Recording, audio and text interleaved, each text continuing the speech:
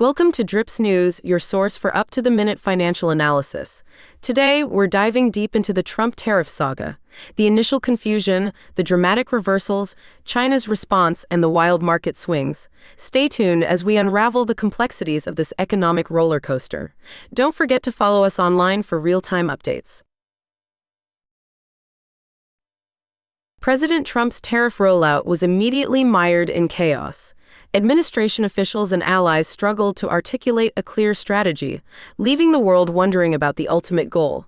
The sweeping 10% baseline tariff, with higher rates for countries with larger trade deficits, exceeded expectations, triggering market turmoil and putting Republicans in a precarious position ahead of the 2026 midterms. The lack of a coherent message and apparent oversights, such as levying tariffs on uninhabited islands and inconsistent tariff numbers, suggested a rushed and ill-conceived process.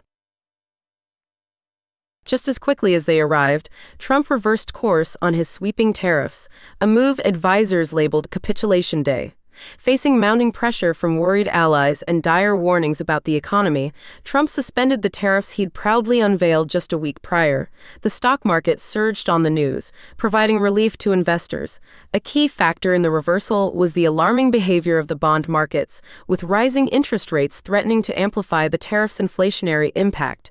Treasury Secretary Scott Bessent and Commerce Secretary Howard Lutnick reportedly urged the president to reconsider.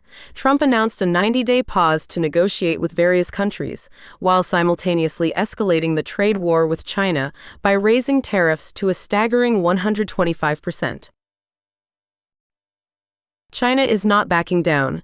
Matching Trump's tariff increases tit for tat, China imposed an additional 50% tariff on U.S. imports, bringing the total to 84%.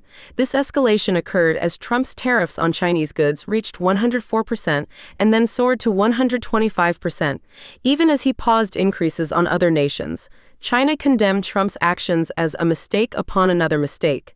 Given the imbalance in trade, with China importing significantly less from the U.S., experts suggest China may retaliate through non-tariff measures, such as targeting U.S. agricultural products and poultry, potentially halting imports altogether. Trump's tariff reversal sent shockwaves through the markets, triggering a massive rally after days of losses and uncertainty. U.S. government borrowing costs initially surged, and stocks experienced volatile trading as China retaliated. However, the market soared after Trump announced the 90-day pause. Although tariffs on China increased to 125%, the S&P 500 jumped over 9%, the Dow surged nearly 3,000 points, and the Nasdaq had its best day in 24 years, recovering much of the previous week's losses. Trump's tariff reversal sent shockwaves through the markets, triggering a massive rally after days of losses and uncertainty. U.S. government borrowing costs initially surged, and stocks experienced volatile trading as China ratcheted up retaliatory tariffs. However, the market soared after Trump announced the 90-day pause. Although tariffs on China increased to 125%, the S&P 500 jumped over 9%, the Dow surged nearly 3,000 points, and the Nasdaq had its best day in 24 years, recovering much of the previous week's losses. Let's rewind to the moments leading to this decision. Behind the scenes, Trump's tariff reversal was fueled by growing panic. After a week where Republican lawmakers warned of economic ruin and advisors raised alarms about the bond market, the initial Liberation Day pronouncements quickly turned into Capitulation Day. Rising interest rates on 10-year Treasury bonds, contrary to typical market behavior, signaled impending economic trouble. Treasury Secretary Scott Bessent and Commerce Secretary Howard Lutnick united to urge suspension of the tariffs. Trump then announced a 90-day pause for negotiations, but simultaneously escalated tensions with China by raising tariffs to 125%, marking a complete turnaround from his Rose Garden announcement just a week prior. Trump's tariff pause, while offering respite to global markets, intensified the trade war with China. The stunning reversal, announced less than 24 hours after the tariffs took effect, followed an episode of market volatility unseen since the early days of the COVID-19 pandemic. While dozens of countries experienced a reprieve with the 90-day freeze, the focus now squarely shifts to the escalating tensions between the U.S. and China.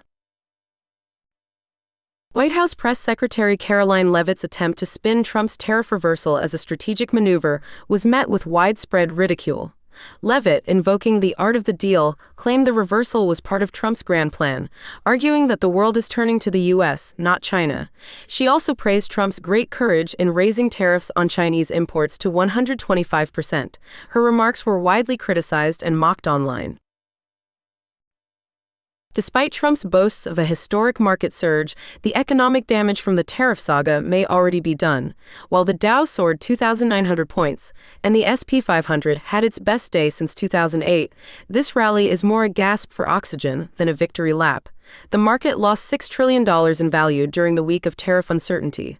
Experts warn that the risk of recession remains, and Trump's plan, which maintains tariffs on various imports and escalates those on China, is far from a full retreat. The White House now faces the daunting task of negotiating trade deals with dozens of governments in the next 3 months. That's all for today's Drips News, but the financial world never sleeps, and neither do we. Stay tuned for more breaking analysis and market insights. Until next time, keep those investments flowing.